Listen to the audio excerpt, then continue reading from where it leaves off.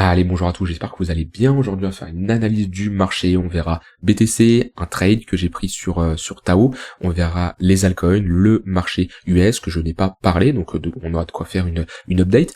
Et on verra les potentiels trades que je pourrais prendre dans les prochaines heures et dans les prochains jours. Alors avant de commencer la vidéo, je voulais partager, on est 8000, je voulais vous remercier parce que je ne suis pas dans à regarder les stats sur YouTube, hein.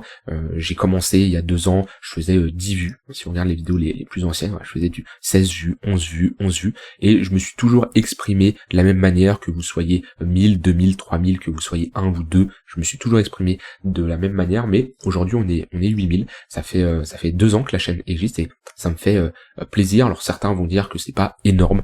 Mon but c'est pas de faire des vidéos hyper putaclic en promettant des stratégies de ouf, en disant que tu vas devenir riche avec le trading au bout de 2 jours. J'ai toujours été moi-même, j'ai toujours partagé ce que je voulais partager avec mes valeurs, ma façon de penser. Et j'ai envie de dire, ce n'est que le début, peut-être que tu me connais depuis des années, des mois, des jours. Dans tous les cas, sache que ce n'est que le début et on est tous une grande famille, on va dire. On veut la même chose, trader, investir et progresser dans ces domaines-là pour générer. Alors certains ça va être pour vivre, d'autres ça va être pour générer un complément de revenu, d'autres ça va être pour apprendre au début avant de potentiellement générer un complément de revenu. On est tous à un stade différent de notre parcours, mais dans tous les cas on a tous la même vision et on cherche tous la même chose. En tout cas voilà, si vous n'êtes pas abonné aujourd'hui, je le dis jamais, hein, ça je le dis jamais, lâchez un like, de vous abonnez-vous, parce que bon, c'est pas, ça me fait bizarre de dire ça, mais j'ai envie de le dire aujourd'hui. Mais si vous n'êtes pas abonné, n'hésitez pas à vous abonner. Comme je dis, ce n'est que le début.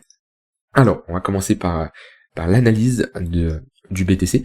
Donc, on a poussé aujourd'hui, on est revenu chercher les 64 000 $, hein, qui est une résistance qu'on avait identifiée depuis bien sûr un moment.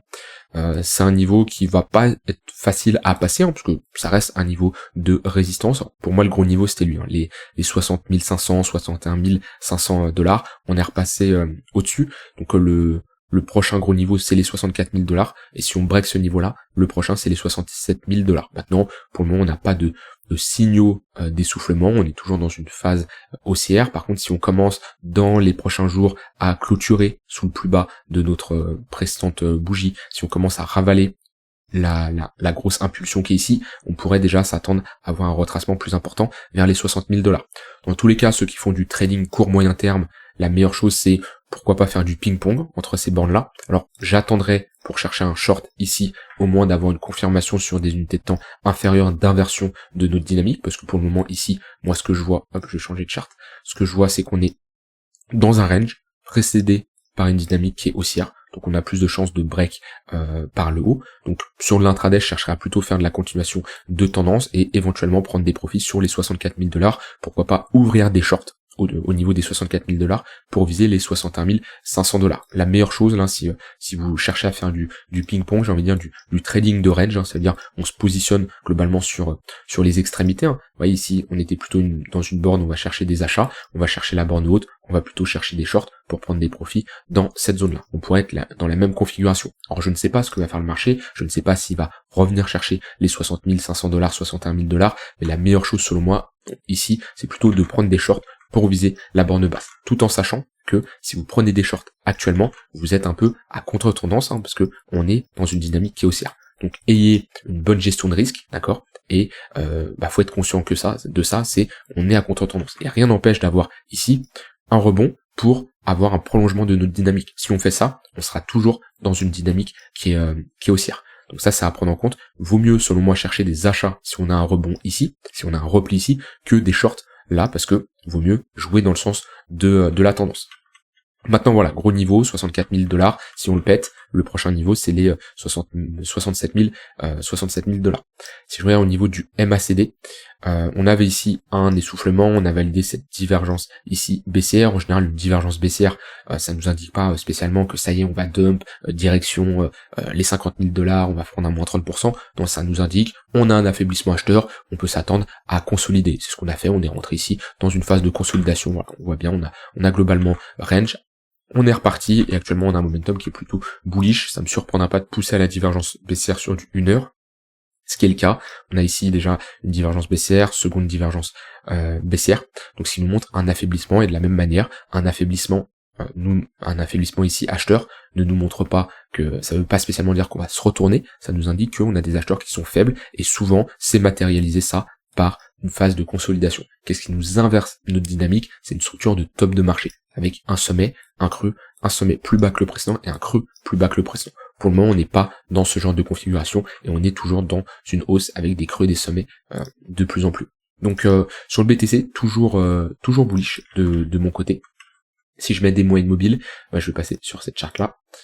Très intéressant ce qu'il nous fait. Il est revenu chercher le tunnel 15 minutes avec une bonne divergence haussière au niveau du point pivot daily. Ici, c'est une très bonne zone pour chercher des achats, pour viser l'extrémité haute, le point pivot daily qui a fait ici office de résistance. Donc voilà, pour ceux qui font de l'intraday, qui cherchent à faire de la continuation de tendance, ici on avait un fort momentum, on voit que c'est le tunnel 5 minutes qui lidait la tendance, on a perdu le 5 minutes, on a en général comme ça de grandes chances d'aller chercher le prochain tunnel qui est le 15 minutes. Et là on a une bonne confluence. J'aime bien ce genre de setup de mon côté, avec point pivot daily, tunnel 15 minutes, divergence haussière, et voilà, c'est plutôt pas mal. Si on perd ce tunnel 15 minutes, que ce soit dans les prochaines minutes ou même demain, j'ai envie de dire, on a une zone qui est intéressante. C'est celle-ci, les 61 700 $. On a une bonne confluence ici qu'on pourrait avoir avec le tunnel 1 heure et point pivot weekly, point pivot daily. Donc si on a ici une phase de consolidation qu'on break et qu'on va chercher ce niveau-là, là c'est une zone à surveiller. Déjà, on l'avait vu d'un point de vue support résistance, 61 500 $, c'est ici. Hop. Donc on voit bien que on a une confluence déjà d'un point de vue action du prix. Et si je regarde ici avec les moyennes mobiles et les points pivots, c'est une zone très pertinente. Donc je sais pas si on va y aller. Comme d'habitude, mon but c'est pas de prédire et d'anticiper à l'avance ce que va faire le marché, mais je sais que ici, on a une zone où si on revient la chercher dans les prochaines heures, dans les prochains jours. Alors pas dans une semaine, parce qu'il y a de grandes chances que le tunnel d'une heure ne soit plus ici dans une semaine, mais là, d'un point de vue unité de temps, ça, c'est ce week-end max. Après, il y a de grandes chances que, après, ça dépend en fonction de l'évolution du prix, mais c'est à surveiller dans les 48 prochaines heures. Si on y va, ça peut être une bonne zone. Donc vous voyez comment je fonctionne quand je fais comme ça de la continuation de tendance. Mon but c'est pas de trader n'importe où, de me positionner n'importe où. J'ai deux zones. Là quand je vois la charte comme ça, j'ai deux zones qui m'intéressent. Les 61 700 $ à peu près. On n'est jamais au dollar près. Ce qu'on veut c'est avoir une zone d'intervention et avoir une réaction acheteuse à l'intérieur de cette zone-là. Et là sur du très court terme, les 62 700 $. Où on a eu une bonne réaction pour le moment. Donc ça c'est sur BTC. Pour le moment en tout cas la dynamique est haussière, vaut mieux chercher des achats. Et ça ne change pas.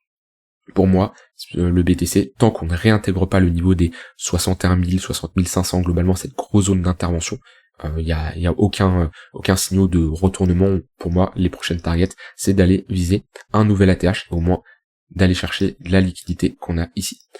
Une vraie confirmation d'inversion, ça serait vraiment la clôture weekly au-dessus des 65 000 $. On validerait ici une pattern en W qui nous montrerait comme quoi on a un réveil acheteur et une demande supérieure à l'offre, parce qu'on peut voir ça comme un range, comme une zone où on va dire on emmagasine énormément d'énergie. D'accord, il y a l'offre et la demande qui se rencontrent, c'est un range, et au moment du break, si on le break, ça nous montre que la demande a surpassé l'offre. Donc ça, dans ce cas-là, vaut mieux être du côté, bien entendu, des acheteurs.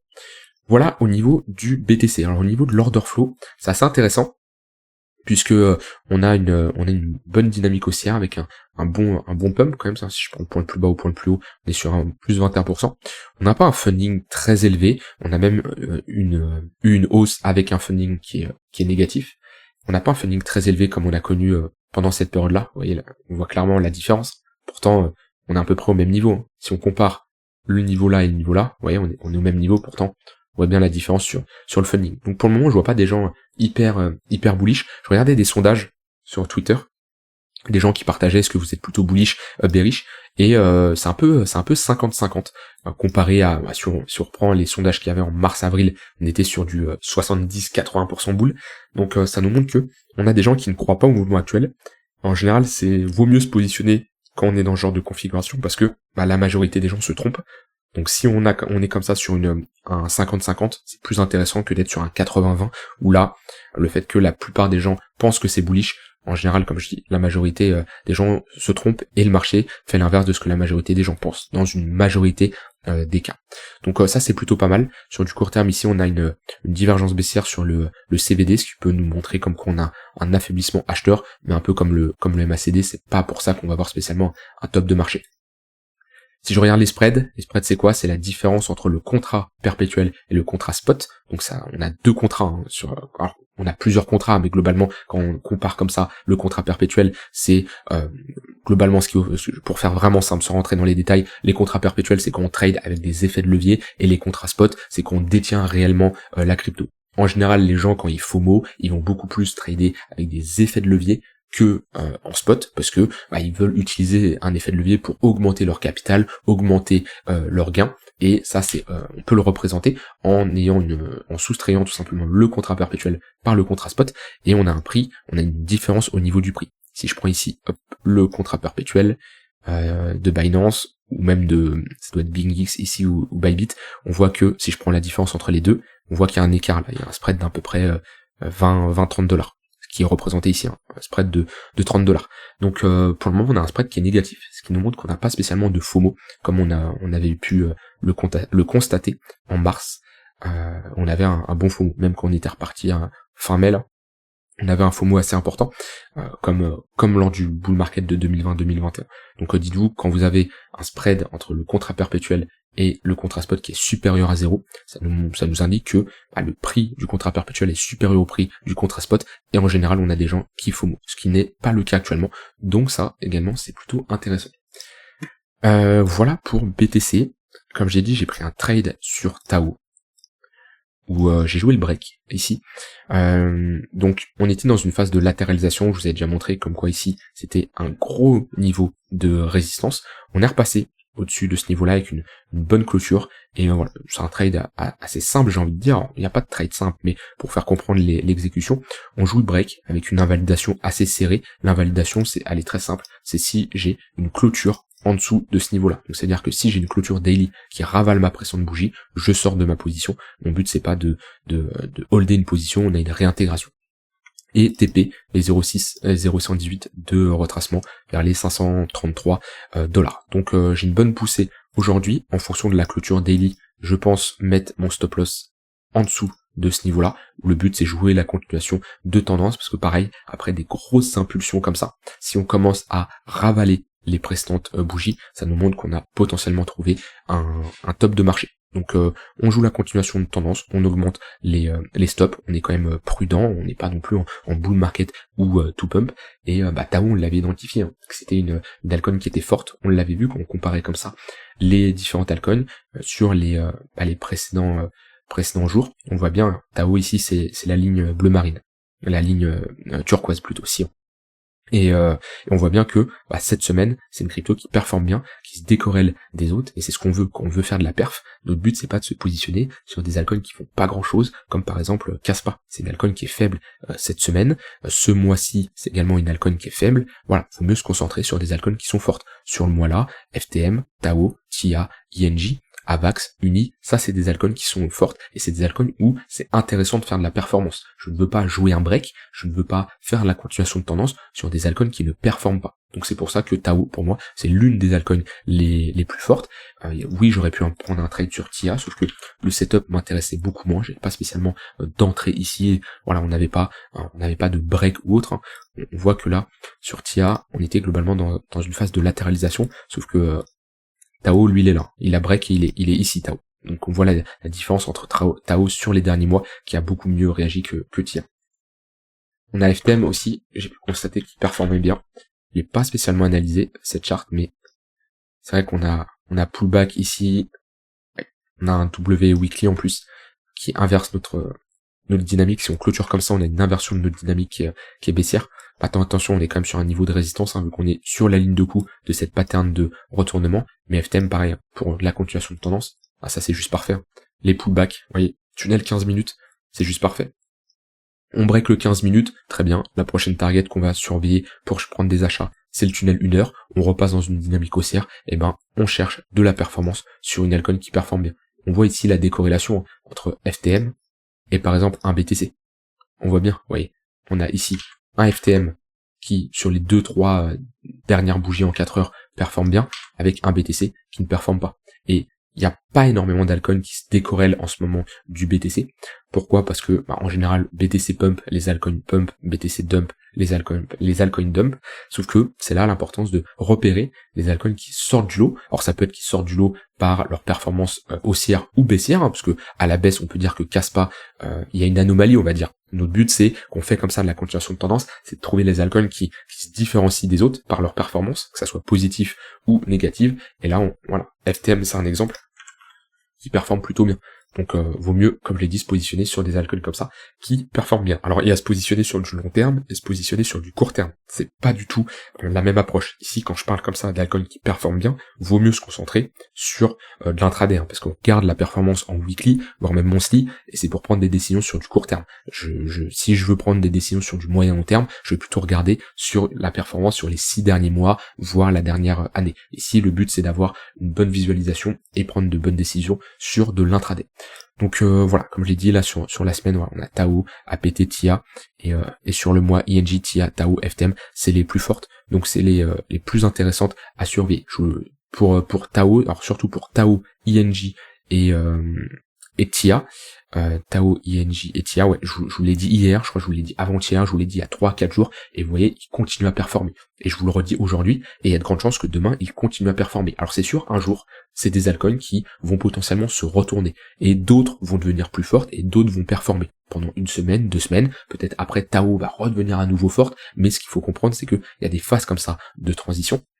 Et l'important c'est d'être dedans lorsqu'on a un mouvement haussier. Si Tao passe faible, j'hésiterai pas à prendre mes profits ou alors à me faire stop loss, à me faire BE, mais voilà, je passerai à autre chose. Le but c'est pas de hold ou de garder une crypto qui est faible. On joue le momentum, on joue ici le flux qui est haussier. Si on a un affaiblissement et un réveil vendeur, on passe à autre chose et on cherchera des altcoins qui performent plutôt bien. Donc voilà, ça c'est le trade sur Tao.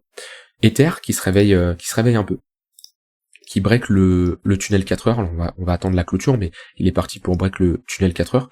On a ici une pattern de retournement en daily qui est validée. C'était vraiment ce que je surveillais, parce que pour le moment on n'avait pas de pattern de retournement depuis un moment.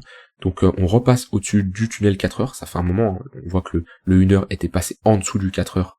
C'était là le 28 juillet. Donc ça fait déjà un moment, ça fait 2 mois qu'on était dans une dynamique qui est plutôt baissière. Et là on a un bon flux aussi. On peut voir sur le MACD.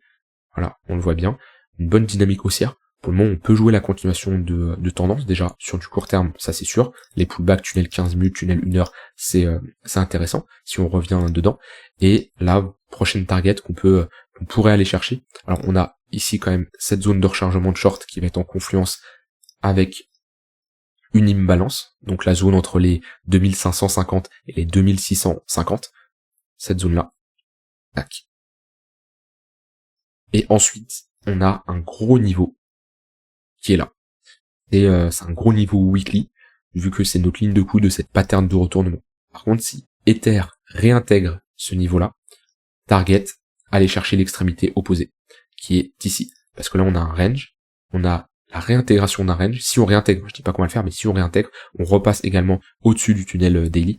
Et ici c'est plutôt bullish, et on aura comme target l'extrémité haute vers les $3 900. Maintenant, oui, Ether surperforme le BTC là sur du très court terme, donc on voit qu'on a un signal intéressant vu qu'on repasse au-dessus du tunnel 1 heure. Donc là je suis sur la paire ETH-BTC, ça me permet de savoir qui surperforme qui.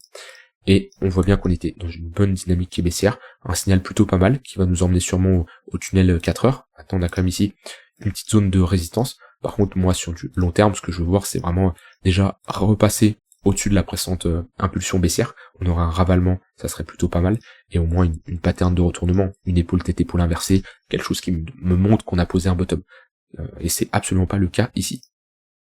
Voilà pour BTC, vous avez un peu mes plans, BTC, Ether, les altcoins. Je surveille juste les altcoins les plus fortes. Je commence pas à analyser le top 50, je passe pas ma vie à analyser des altcoins, surtout quand je fais la continuation de tendance comme ça. Je me concentre sur les altcoins qui sont tout simplement les plus fortes.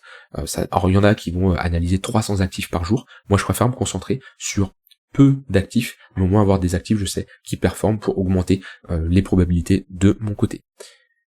Au niveau du S&P, Nasdaq, marché US, alors on peut avoir une zone d'invalidation qui est la réintégration du précédent ATH. Techniquement, qu'on fait un un ATH, c'est un niveau de résistance qui est censé faire office de support.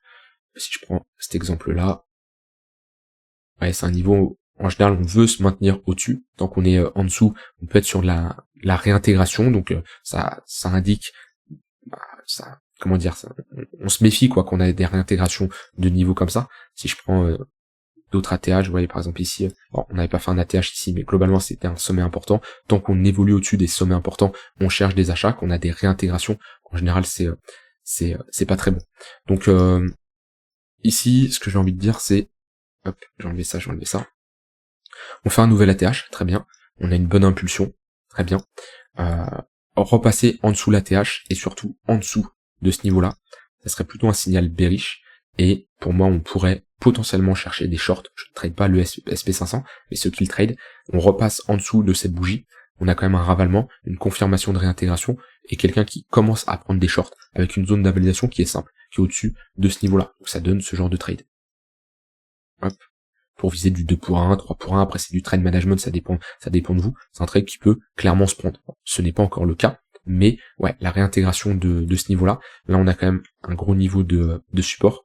Si on commence à passer en dessous, on pourrait avoir une dégradation quand même importante à noter. Ce qui n'est pas le cas actuellement. Pour le moment, il vaut mieux viser la continuation de tendance, parce qu'on a des moyennes mobiles qui sont orientées à la hausse, vous voyez, on a le tunnel 15 minutes, qui fait office de support, et il a plus de chances de continuer à faire office de support. Là, je parle juste d'un scénario, au cas où on aurait une réintégration. Pour le moment, vaut mieux jouer les pullbacks et chercher des achats, tunnel 15 minutes, tunnel 1 heure. Par contre, si on commence à avoir le 15 minutes qui plonge sous le 1 heure, le prix qui plonge sous le 1 heure également, là on peut chercher des shorts parce qu'on aura une inversion de notre dynamique sur du court terme. Au niveau de l'indice du dollar, on est toujours sur un gros niveau de support, on est en train de perdre un peu, j'ai envie de dire.